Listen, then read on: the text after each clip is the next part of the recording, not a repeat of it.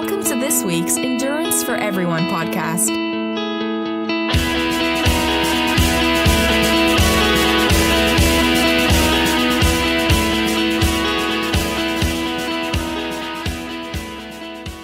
The following program is for entertainment purposes only. Though the hosts of this show are certified Ironman coaches, their attempts at long-course triathlons and endurance events should not be taken as an endorsement for you to do something stupid too.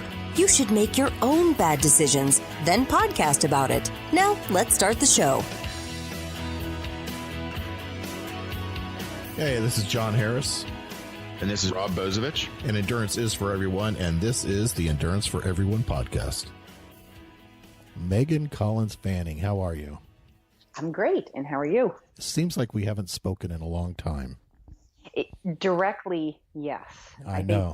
Think maybe we texted or emailed or something like that, but I definitely miss you. Yeah. Well, I'm out here. I'm still languishing. It's the best way to say it. I would say that's an interesting word choice, but I hear But you know what I'm not doing? I'm not suffering. Good. You know what? That makes me happy. I do not want you to suffer. There's a lot of suffering going on in this world, That's and right. I don't wish any of it on you. No. We're not going to suffer around here. So we haven't spoken. I've wanted to get you on since your Infinitus trek. So and then what Rob and I are doing now is we're putting together like an ultra. We're calling it Ultra August. So we're putting together a show that we're going to be doing these little interviews with about 4 people, and we're going to put it in one show, and then we're going to put each show out as a separate show. So pieces of what we talk about today are going to be in the big show, and then the whole thing we're doing is going to be a separate show. Does that make sense? It does. I can't wait to hear it. I want to hear everybody else's answers. Yes, and this was the object, is that we wrote down about, I think, 7 or 8 questions that we're going to ask everybody, and we're going to see how close the answers are. Because I think it's really interesting to see, especially, and we got people who do these things like you and and Chris that do these a lot. So not people like me who just dabble, and we want to know, like, really from people who do it, what their take on it is for people who are trying to start. Right? Sounds good to me. Yeah. Ask away. I'm willing. I'm an open book. An open book. Okay. But I want to say congratulations on your recent accomplishment, if you want to say what it is. I just got home. I was living in Conway, New Hampshire. I took 2 weeks and got a wilderness first responder certification. Nice. And then following those 2 weeks, I got the regular, so to speak, EMT certification. So what wilderness first responder means is it's backcountry rescues. It's really, so if you fall down in the woods and I have no equipment, how am I going to help you? Whereas the regular EMT is I have a truck and, a stretcher and medications and stuff like that. So it all took about a month. It was definitely a lot harder than I anticipated. I was very humbled, and when I say I really had to study hard and I really had to work hard, I mean it. I have been able to rest on my laurels a lot of times when it comes to the various certifications that right. we have. This was a lot of work, but the actual work is amazing. I mean, so you got to get your hands in it and everything while you were training?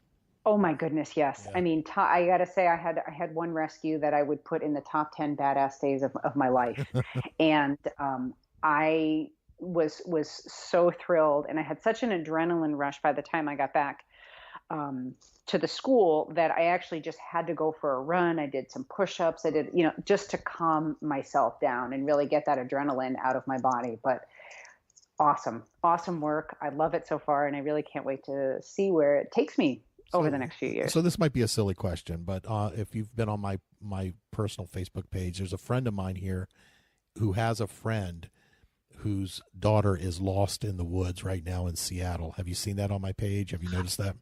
No, I have not, but I haven't been on Facebook that much. Well, it was on the Today Show this morning, so they've got national exposure. She's been gone 6 days now. Oh, wow. She's been missing 6 days.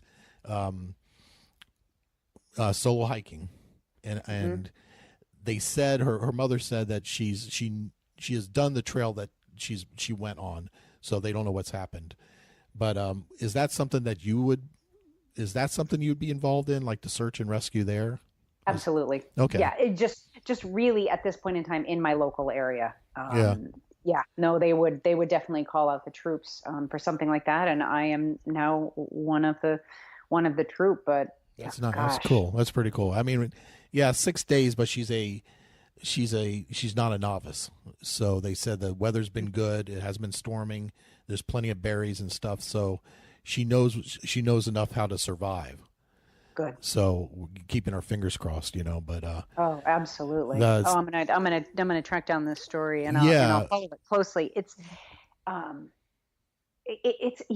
funny because when things like this happen to people, a person's response to a survival situation is really, really unique. Yeah. And sometimes those of us that are experienced tend to be, oh God, what's the word? I'm going to say rather flip about taking safety into our, absolutely. hands. And I know, whether it's traveling without a cell phone or not telling somebody where you're going. I mean, just those basic things. And then other times you'll hear stories of children getting lost. And usually when they're under the age of 9, they tend to survive because they don't question their reality. It is what it is. They just accept it and move on. Whereas, when we get older, we start to ask questions like, why me? How could this be happening? This is awful. I'm scared. I'm making some generalizations here, but a person's response is really unique. And boy, do I hope that she's been able to find what she needs out there, and that somebody finds her very, very soon. Yeah, they got a ping on her, I guess, but I guess it turned out to be a dead end. Someone said that the government or someone had a ping on her cell phone, and it was moving. So, and they went to the area, but then another person had seen her a couple of days before. It was in a totally different area. That I guess, when she first out, somebody had seen her. Wow. So, yeah, I mean, I'm following it, but it's getting national news now, so that's good in a way. So, but it's up there in Washington, Seattle area, I believe, somewhere in the woods up there. And those mountains are just relentless. I mean, I've been there. Yeah. So what got you into ultras? Let's start there. It's like, what got you interested in it?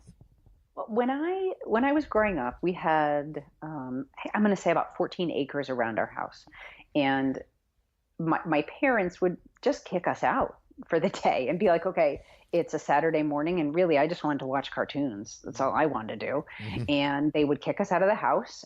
We'd get a glass of water. We could refill it with the hose, and they would just say, go play. I mean, maybe we could come back for lunch. My mom might have made me a peanut butter and jelly sandwich and put it on the deck kind of thing. But so there was left it out for the right. and That's funny. Really, there was a group of kids in our neighborhood, and I grew up in a very rural environment. There was one other girl that was my age, but the rest were older kids, from kindergarten to high school. So we just went around in the woods and did things. So I gotta say, I've always been doing this to some extent. Now, I wasn't running ultras when I was in kindergarten, but the first race that I ever did, I was 6 years old, and our father used to take us to fun runs at the local track. And that was the first time I ever raced. But I just know that I just spent my life in the woods, and our favorite game was Evel Knievel. So we used to set up things in the backyard. That dates you. Yes, it does. If you know who Evel Knievel was, that dates you. Yep. And so it was always looking for an adventure. What are we going to do today? What's fun? And I think that's a lost art, to be honest, with kids now. I don't know how your kids are, but I notice around here, I grew up the same way you just said. Mm-hmm. There was 4 of us, and you were not going to stay in that house with my mom during the summer. You were out of that house. No. And so it was always just a search for adventure. And sometimes we found it. Other times we just end up sitting on a rock all day. And, what you get just, I don't know. It would make most mothers cringe now to know some of the things we did. We used to, we didn't have the mountains like you did, but we, it's Florida, it's hot. We didn't wear shoes. Nope. You went out in the morning, it was without a shirt and without shoes, just shorts. And we used to build bonfires in the middle of the woods and jump our bikes through it. That's totally Evel Knievel. Yeah, exactly. We would have gotten along well.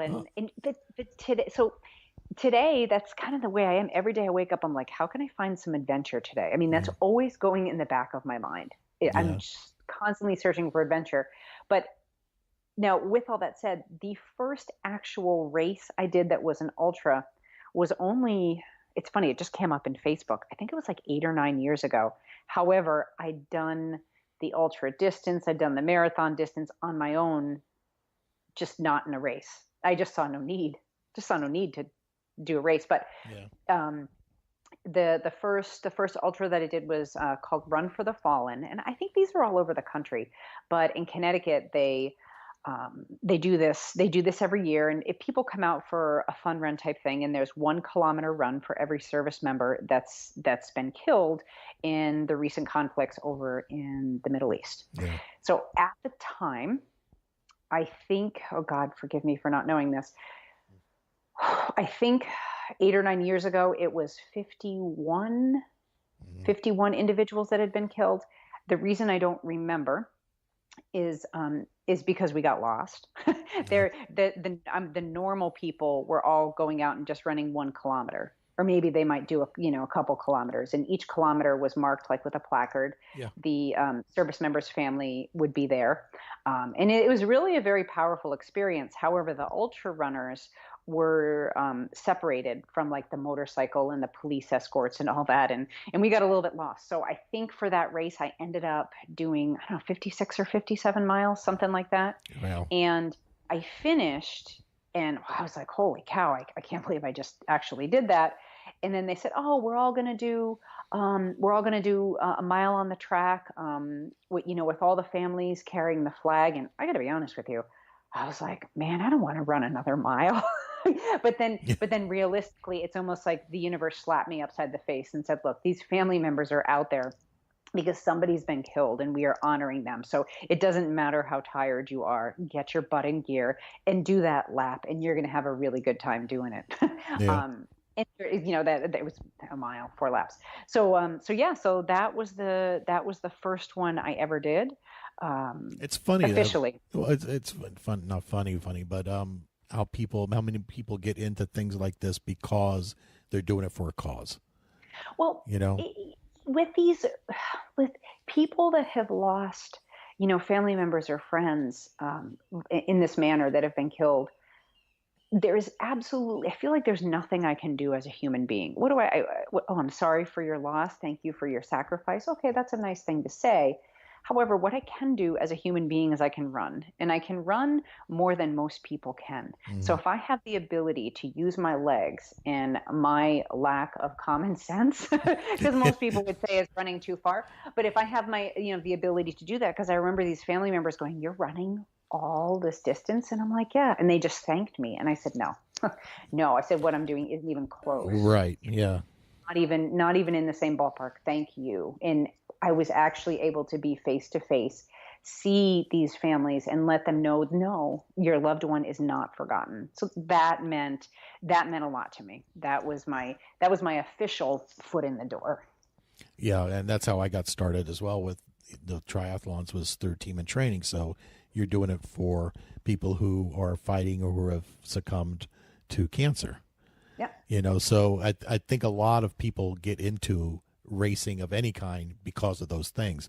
Every bike ride I've done was for something, it wasn't just a bike ride.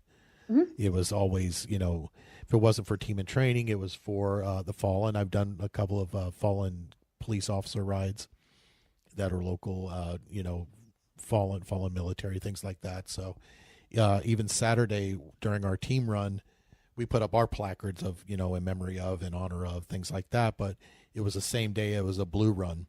So it was in honor of police officers that had fallen. So along this run that we had, we also saw the placards of all the police that have died, and things like that. So, it brings more meaning to it, I think, for sure. It absolutely does.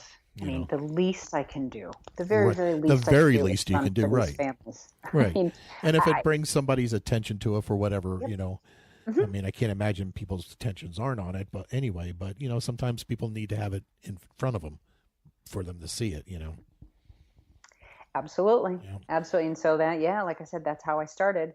officially. Again, I'd done it on my own a number of times, prior to this, but this was my, the door opened and I went, ooh, these races can be kind of fun. These are fun. Yeah. It fits right into your style too. So, yeah. So how many of ultras have you done? Would you believe me if I genuinely told you I don't know? I'd have to go on Ultra Sign Up and count, because I'm one of those people that I take the buckles, I take the medals, and I either give them away to my kids or they're shoved in a bag under the couch I'm sitting on right now. I don't have any of them out. I don't have any of them displayed, and it's not that I don't value them. Because I've seen people do really cool things with all their medals, and they know the exact time that they finished this race in. But I finish one thing and on to the next, right? Yeah. So I'd have to go back. I'd have to look on Ultra Sign Up, figure out all the races that weren't on Ultra Sign Up. But I'm gonna say probably a dozen official races over the marathon distance. I hear this a lot. Now, you're not the first person that has said that to me, and that the medals they just put away. They don't really display them. I display mine, but I'll be honest that this year I put everything away except for maybe 6 of them. Everything's packed away because I mean, why am I displaying medals from 2011? It's not even me anymore, and that's the way I kind of look at it. But a lot of times too, I've done races and I feel like, I'm not a race director, so I don't know how the financing works, and maybe somebody can correct me, but I'd almost rather them save however much is going towards the medal and have the money go towards, a lot of times they're fundraising for a cause or something like that. Yeah. Just donate. Same thing with the t-shirts and stuff. They're really nice. And I appreciate the swag, but if I could skip it and just, I'm truly a minimalist at heart. And there's no fault. I'm not faulting anybody that loves the t-shirts or the bling, because some medals are absolutely just really, really cool. It's, I don't feel like I can rest too long in one accomplishment. Yeah. And I guess that's what I was saying, is that I hear it a lot from people, especially ultra runners, that it's really not about the bling. It's usually, I hear it a lot from you guys that it's, the medals are nice. The buckle's nice, but, it's not something you display. It's very different. It's a very different way of looking at it, I guess, but it's interesting. So, so I do want to talk, because we are doing this for people who are new or maybe thinking about trying it, not even ultra running, but even trail running, in general. But, so we might get a little technical here. So that's okay. I'm in. You're in. So, I want to get into like a gear question, but I want to see, what do you feel like are the essential, besides of course shoes and the shorts and the shirt, like essential gear that you need to have with you? I love this question, and I don't think you're going to like my answer, because I know I know how much you love gear and watches. And I should say that anytime I have a technology question, a watch-based question, you and Sean Meehan are my go-tos, and everything that I know about watches, technology, all that is because of you guys. So just I know you always throw me questions like, how do you do this? I do. So I guess my answer is nothing. You shouldn't need anything. Okay. But let me back up a minute. You do have to be safe. So I do want to make sure that, have a cell phone on you. Tell somebody where you're going. Just if it's winter time, bundle up. If it's summertime, make sure you have, enough fluid and electrolytes and all that. So setting aside basic safety, all of this gear and all this cool stuff that I have. So let's say my watch, I have a Garmin watch. I have enough backpacks that it looks like they're reproducing down in my basement. I have so many backpacks that I know dozens of backpacks. I have a zillion pairs of shoes, but as soon as I start feeling like I'm needing something, like I can't do my run without listening to my music. Okay. Then I'm going to stop listening to music. Okay. Why is it that I feel that I need that music? Or let's say I have to have this pack. Well, you know what? I'm going to try to adjust to my run, see if I can carry what I need without the pack, because I feel like in races, or if it's just something I'm doing on my own, stuff happens. Phones die, packs break, watches aren't charged, things happen. And I feel like when that stuff happens, I want to be prepared. I want to be prepared to be able to be out there on my own. And all that other stuff is extra. And I know I'm saying this for a second time. I'm really setting safety, just basic safety and precautions, and putting those in a different category. So, when I'm running my ultras, depending on the distance, I will carry what's minimally necessary. I see way too many people carrying way too much weight. Like, you don't need that much water. That's one of my things too. And I see people saying you don't need that. You don't need a full bladder and 2 things in your front pockets. Especially if there's an aid station, within an hour, or depending on conditions.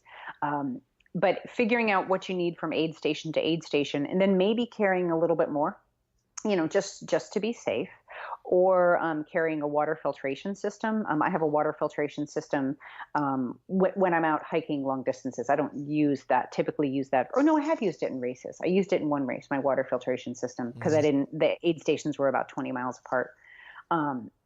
But if I have to use a water filtration system, I have that, and I also have iodine tablets, in case of emergency too, that I carry on my really long quests. But I would really challenge people and say, whatever you think you need, just see what happens if you're without it. Start exercising without listening to music, if you always listen to music, and really learn to make your mind stronger. Make peace, or even just make peace with the chaos that's going on in your head. And I sometimes listen to music. I sometimes don't. I switch it up. But again, as soon as I feel like I need something, I really try to step away. And it reminds me of a story. I was at a local running store, and I was talking about a particular shoe, and I won't name the brand, and I was like, wow, that's a lot of shoe. And the store owner said, well, she goes, this people that are typically wearing those shoes are people that are coming in doing too many miles and running too hard. They're injured, and they're trying to compensate for that injury. I bet I can guess this shoe. Yeah. So I guess what I'm saying is, if you feel like, oh my God, I can't run without this shoe, I have to have this, something's wrong. I've actually gone, and I think I know the shoe you're talking about, but I've gone away. Is it a shoe that I used to wear? Yes. Okay. So I've gone away from those shoes because of what you're saying, is that I'm tired of, even though I might still have some pain in my feet after running now, I've gotten so tired of having to rely on that shoe that I'm almost like, it's almost irritates me if I even comes in my head that I might use that shoe. Now I'm like, I don't want to use it. I know I'm going to hurt. It usually just means we have to heal, and that's a whole nother topic. But just stepping back in medications, certainly like people really overdoing NSAIDs, or taking too many supplements, or constantly putting this cream on themselves, so they can run faster. Sometimes you need to rest and you need to chill. You'll be proud of me about the NSAIDs that I said. I told somebody not to take too much, not to do that. Well, I recently had a friend die of rhabdomyosis. It was triggered by NSAID use. Yeah. So I've always been hard on you guys. Yeah, you've always got on me about that. I know. But now that I actually have one of my closest friends that died, I've turned militant about it, and I feel very, very strongly. And it's interesting because over the years, I was just talking to somebody else about this. There used to be at aid stations, at ultras, there would be like bowls of Advil. Oh, I remember that. Yeah. Yeah, and you don't really see that anymore, which is great, because the message is starting to become clear that NSAIDs not only inhibit the natural healing process that needs to happen in your body, but it takes a massive toll on your liver, in your kidneys. Especially when your blood pressure is higher and your heart rate's higher, right? You bet. Again, I mean, I had a friend die. I had a friend die of this. So I've seen it. I've seen it myself. I mean, I knew it was out there, but I can hear everybody's eyebrows raising right now Yeah. as they're going to be listening to this. I would say look it up or message me privately, and I can give you more details on this. But just out of respect for him and his family, I don't want to go into too many details on the podcast. No, that's fine. Yeah. It was really unexpected, and it broke my heart. And probably shocking that it was caused. It's probably Absolutely. not something they even entered their head. Yep. Yeah. To message me privately, and I'll definitely talk to you more about it. I will tell you this, something that I carry when I wear a vest. I always have it in my vest. I've never had to use it, but it's a weird thing with me. I'm not sure you could guess what it is. But no clue. It's not and it's not electronic. I love that you said that. Yeah. It's not electronic. I truly have no idea. I have no idea. It's a compass.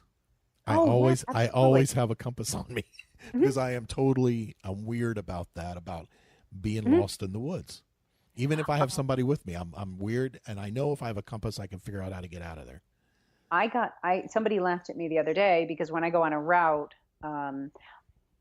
depending on the length, but I always know where I'm going. But Right. if it's a major quest, not only will I have the plots pointed on. I use the Gaia app on my phone at times, but I will also have a paper map because cell phones don't always work. Things don't always download. I'll plot my points out ahead of time.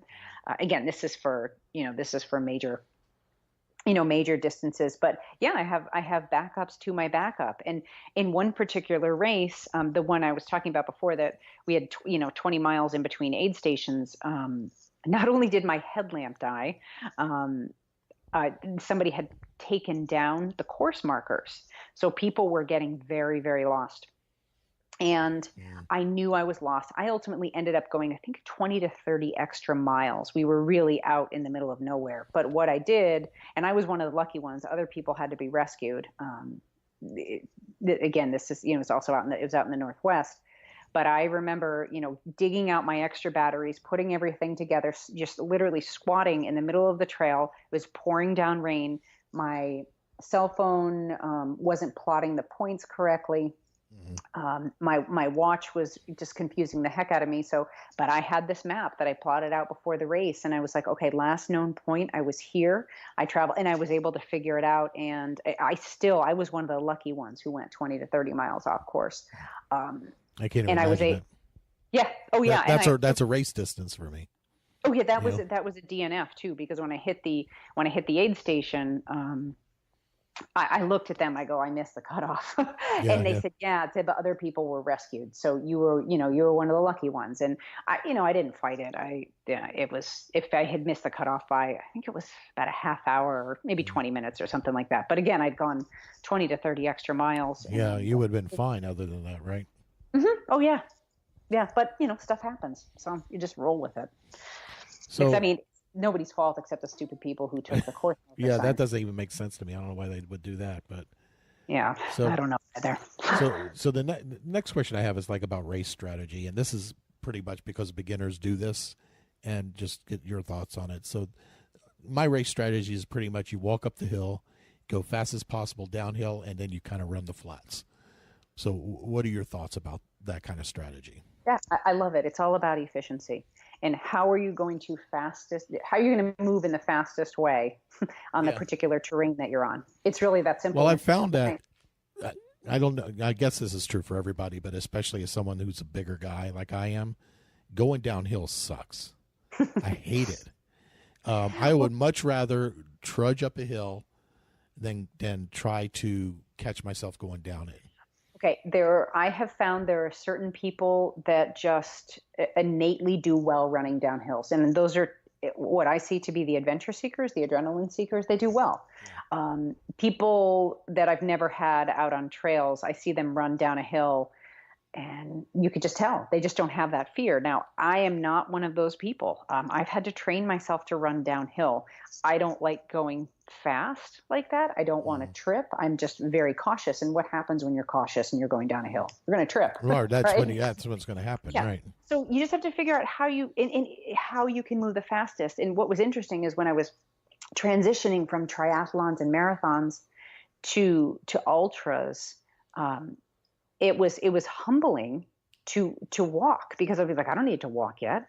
And once you walk in a marathon or a triathlon, right, you're done. Right. You're walking. But no, I actually had to learn to run and walk and change pace, because you may be running a 10-minute mile now, but okay, your next mile is going to be 20 minutes a mile. Right. And then, you have a nice downhill. So I'm going to go at 8 minutes a mile. And I had to adapt to my pace, constantly changing and using different muscle groups. So I would say, however you move the fastest, and you can keep up that keep up that pace over the course of the distance. That's what you're going to do. Yeah, I've also found that the more I've done, the more I realize that there's a reason. There's a reason why cutoffs are like they are, and I'll tell you that this race that we're looking at, Fire on the Mountain. I don't know if you've heard of this. Yeah. But it's out and back. And it's a 31-mile race, but they give you 10 hours. And of course, everybody's saying 10 hours. You got forever. That's no problem. There's a reason they're giving you 10 hours. Yes. They're not giving you 10 hours because they're being nice to you. Mm-hmm. They're giving you 10 hours because it's probably going to take, that's an 1836 mile. I mean, so that's probably, there's a reason for that. Absolutely. So, Absolutely. yeah. The mountains and the trails will humble you. It's awesome. Yeah. So that's when they say, John, you should come up and do it. They're giving you 10 hours. Dude, I would never make that cutoff. I know I wouldn't. Not right now, I wouldn't. Now, if you want to do it as a relay, I'll sit at, you make the cutoff and then I'll run back, then I'll do that. Yeah. But if it's up to me to make a cutoff, you're probably not going to make it. But speaking of Fire Mountain, what's been your favorite distance and your favorite ultra? What's your favorite race? All right. My favorite distance, that's the easier of the two questions. I'm going to answer that first. Whatever is next. Like I've done all these really long trail races over the past couple years. So now what I'm training for is actually two road ultra races where I actually get to run. I get to run fast again. I was just talking to somebody about this. Is that they were asking me what an ultra was, and I said, well, it was technically anything more than a marathon, but it usually starts at 50K and kind of goes up from there. Yeah. And they're usually done on the trail. You don't find a lot of road ultras. So in your time, you're training for a road ultra. I have two. I have two that I'm looking at right now. Okay. For next year, because I want to be able to be fast again. Yeah. I feel okay with the endurance piece. I can go. I can put my head down and go for a long time. Yeah. But I want to build that speed back into it. Okay. So and then what is my favorite, my favorite race?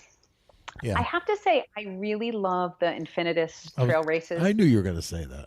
Well, you know what? The Endurance Society is so wonderful. I agree. I feel like it's like my other family that, we see each other at races, and it's like the island of misfit toys, and you get all of these whack people together and we have certain jokes that, that are years old that we can tell each other and we're still laughing. And when you're out on a trail with people for 10 days or 3 days or 24 hours or whatever it is, you get to know each other really well. You can't be phony. You just can't, be phony like that. And you get the realness of people. And I appreciate this group of people and what they've done for me. And I hope I'm able to give back like that. Well, I have to second it because I've only been around them once. And as soon as I got there, it was like you were part of the group.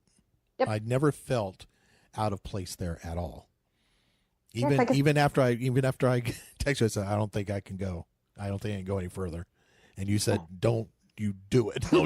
Don't drop out yet. Wait till I get there. But even when I was sitting there, it's like, everybody was like it was fun. Yeah. And it's all so different, and we're also weird. We're really a weird group of people in an amazing way. Yeah. There's nobody there that's normal or boring. And so that's why I always think about the island of misfit toys, where everybody just sort of gets together and there's all these weirdos who can feel like they belong. And that's really nice. I totally agree. Yeah, I totally agree. Yeah. And when the most comfortable I feel in my own skin as a human being is really when I'm out on the trail and I'm dirty and I'm tired and there's really nothing else going on besides the trees or the rocks underneath me. But I find that's fun to me. It's so much fun. Yeah. I'm blessed. I'm very, very blessed. Yeah. And I think, there's some people just don't like it. They don't like being dirty. They don't like being in the woods.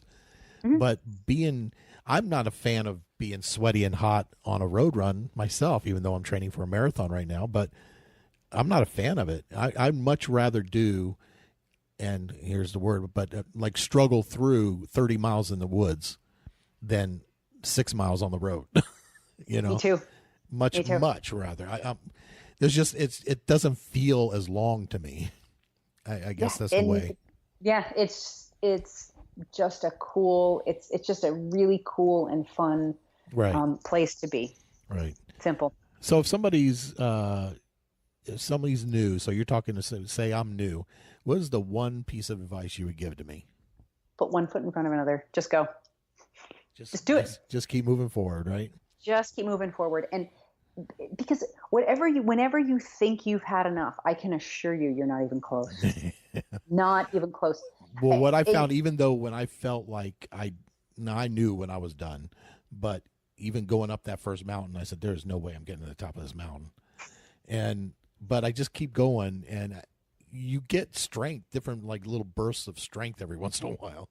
That you say, this is easy. And then it's like, I guess the second really important thing, as soon as you get the idea that you want to do this, talk to somebody that's been doing it too, because you'll find out I still learn amazing things, and I still seek out people for different reasons. When I find out they've done something really cool, or, they've changed disciplines and now they're doing this type of race, or they changed their eating. And I always ask questions because I just want to learn from what you've done. It doesn't mean that I'm going to do what you did. Right. But I really just want to understand and get better. And you talk to somebody, and just say, hey, I saw that you did this race. What would you recommend? And it's funny, if anybody knows the name Gordy Ainsley, he and I talk occasionally on Facebook. He is the first person to do the 100 mile at the Western States. But anyway, I was doing a 100-miler down in El Paso, and I saw on the race page he had done it the prior year. So I emailed him. I said, hey, Gordy, what's going on? How's your life? And I said, hey, I signed up for this race. Any tips on the course? And he made me laugh because he goes, given the amount of head injuries you've had in the last 2 years, I think you should wear a helmet. Now, I laughed. And I was like, oh my God, I'm like, I can't be that person running in a helmet. But Gordy's a smart guy. He's not stupid. So I didn't wear a helmet. However, the falls that I had during that race, because it was the mountains in El Paso, it is rock, and more rock. And the falls I had were epic, and they hurt really bad. I did not bang my head. Thank God, because he's right. But he was giving you good advice then. He was giving me epic advice, but the problem is I have an ego. Yeah. That ego still hasn't gone away. Talk to me in a few more ultras, and maybe I'll put it aside. One more good bang into the head. That's all you need. No, he was absolutely right. Yeah, because I still have toenails that are growing back from that race. I lost so many toenails. I had some falls that hurt really bad. So yeah, he was right. So the same person in the middle of the race, what would your advice be to them then? Just put your head down and just go. Just one foot in front of another. That's it. We make things so complex as human beings. And oh my God, why am I out here? This feels so bad. I'm such a loser. I should be running so much faster. You've been listening to me? That's exactly what goes through my head. But the way we talk to ourselves is vicious. It's absolutely vicious. You would never talk to me that way in a million years, nor would I speak to you that way. But those voices come up, and when they come up, and I'm alone in the woods and there's nothing else but me and that voice, I've had to kind of just make peace with it. Like, I don't know, maybe I'm a loser, maybe I'm not, but it doesn't matter. I have to just put one foot in front of another, and I'm going to move as efficiently as possible. I'm going to drink and I'm going to eat. And when real suffering in somebody's life happens, and I mean, I'm not talking races. I'm talking about like when somebody has a terminally ill loved one, or they lost a child, or somebody's battling drug addiction or mental illness. I mean, pick real suffering in a person's life. What do? You go back to that hierarchy of needs. You have to make sure you're drinking enough water. You have to make sure you're eating. Have to make sure you're getting enough sleep. And believe it or not, you need other people.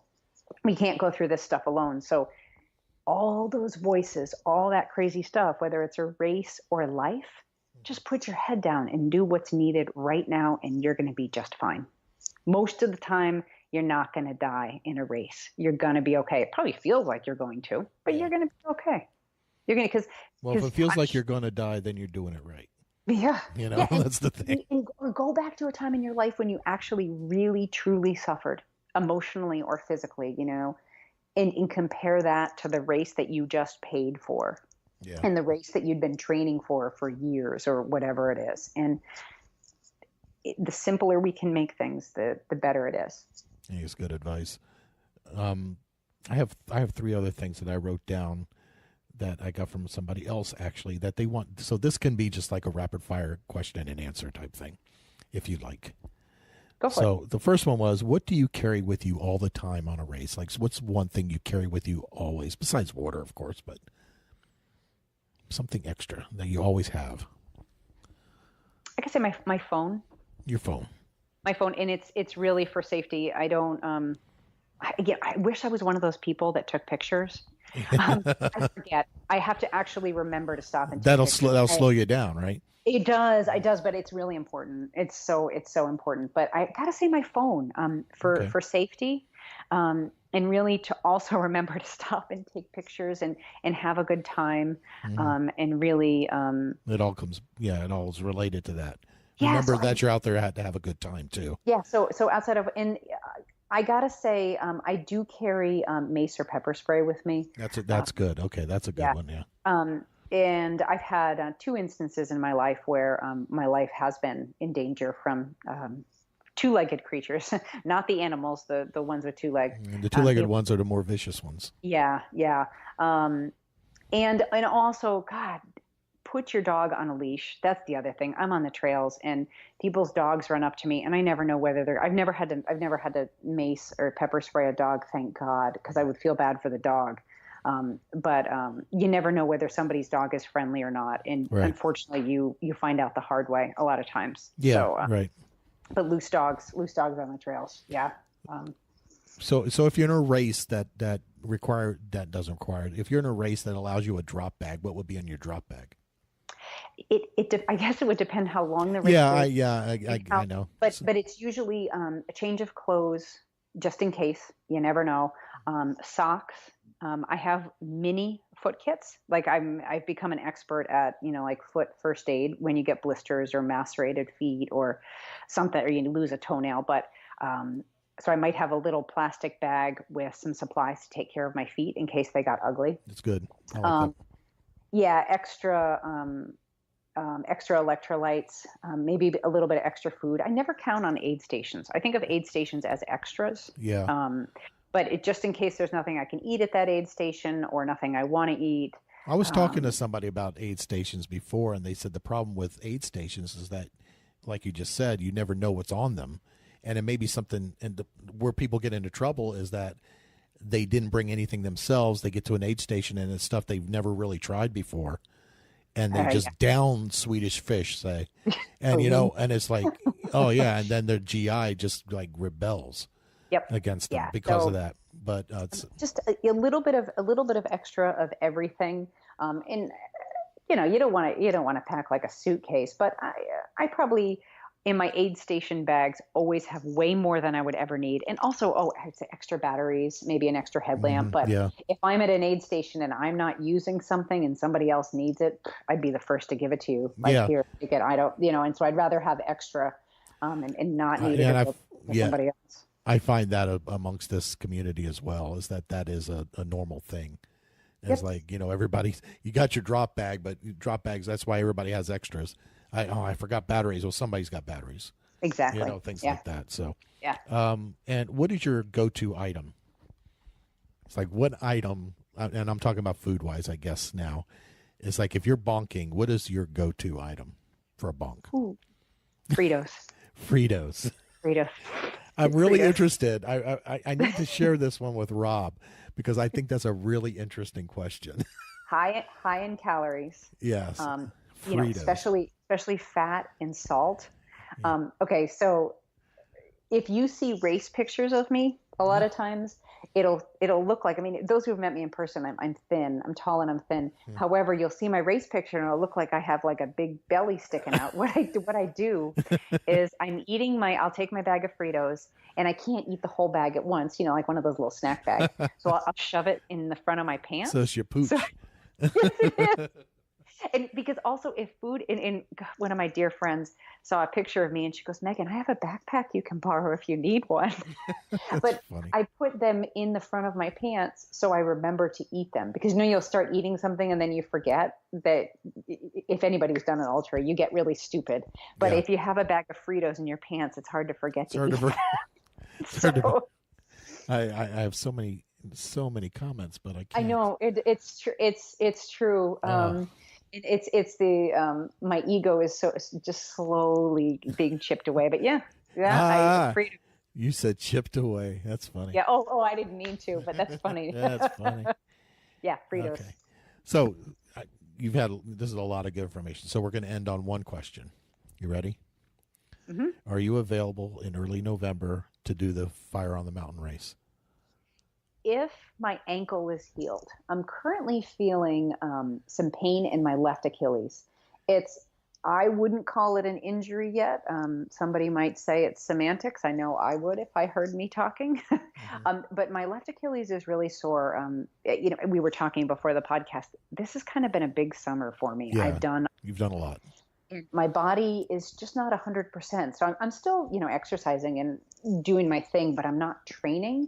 As soon as I can start training again without pain in my ankle, and as we mentioned, I'm not really taking anything for it. I'm not really doing anything for it except just resting and mobility work. But if I run more than a couple miles right now, I pay the price the next morning. Mm-hmm. So I would say if I'm healed, yes. Well, I battled that foot issue for 2 years. Oh, I know. So that's what got me an Infinitus.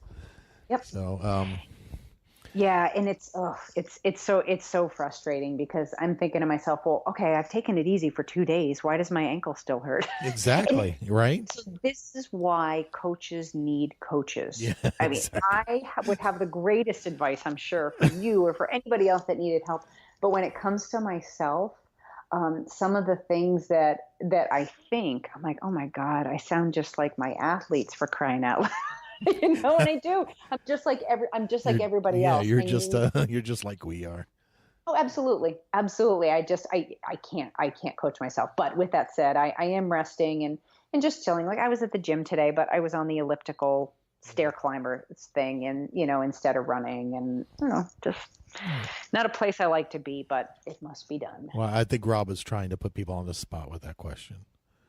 Yeah, well, I am always up for adventure, and as long as I'm in one piece, I'm in. Well, I'm not even sure I can do it, but I'm thinking about going up there just to be up there. Well, that was my other thought. I'm crewing for a friend at the end of September, so I always have to be. I run my own business, so I always have to be careful with my time and make sure I'm working enough and all that sort of thing. So I know I'm traveling at the end of September, but. If it pans out, I'm in. It's closer for you than me, I think, right? I don't know. It might be. We might be meeting in the middle. I looked at it. It's like 17 hours for me to drive it. So, and I'm in New Hampshire now, so I have no idea. It's New England. Yeah, it might be pretty close. I would guesstimate 15 hours. Okay, so it might be about the same for us. Yeah. Yeah. All right. Well, I thank you for coming on and talking to me. Oh, thanks for having me. I can't wait to hear. I'm really interested. Else's answers. I am so interested. That's why that last question. I said I got to get that to Rob. I know we've missed one person already, but I would love to know what everybody's go-tos are. What's your one go-to? Fritos, I gotta say. But what's funny is in real life, if I buy Fritos, like I mean, they're good. I like them, but I really have no desire to eat them in real life. But when I'm out on a trail, that is like one of the best things I can have. I would never complain about eating Fritos. Yeah. The one thing I go to, like if I'm at the end of my rope and they have it at an aid station, is Coke. Oh yeah, that's a good one too. Oh my God. Do you know, I was at, I don't remember what race it was, but they had, those little cups, with flat Coke and ice in it. And I actually told the person I love them. Yeah. And they gave it to me.